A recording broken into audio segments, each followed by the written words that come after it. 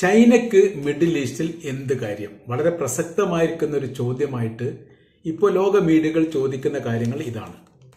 കാര്യം എന്ന് പറയുന്നത് അറബ് രാജ്യങ്ങളുമായി ഒരു തരത്തിലും സഹകരിക്കാത്ത ഒരു രാജ്യമാണ് ചൈന. റഷ്യയും ഏറെക്കുറെ അങ്ങനെയായിരുന്നു. റഷ്യയിൽ പിന്നെ സോവിയറ്റ് യൂണിയന്റെ തകർച്ചയോടനുബന്ധിച്ച് പിന്നീട് റഷ്യയായിട്ട് ഭാഗം ചെയ്തതോടുകൂടി അല്പാൽപമായ രീതിയിൽ അടുക്കാൻ തുടങ്ങി. എന്നാൽ ചൈനയുമായിട്ട് പ്രത്യയശാസ്ത്ര വിരുദ്ധത നിലനിൽക്കുകയും ആശയപരമായ രീതിയിൽ വലിയ അകൽച്ച ഉണ്ട് എന്നതിനാൽ കമ്മ്യൂണിസവുമായിട്ട് യോജിച്ചു പോകാൻ വേണ്ടി വലിയ പ്രയാസം ഉണ്ടാക്കിയ അല്ലെങ്കിൽ ഉള്ള രാജ്യങ്ങളാണ് അറബ് രാജ്യങ്ങളൊക്കെ.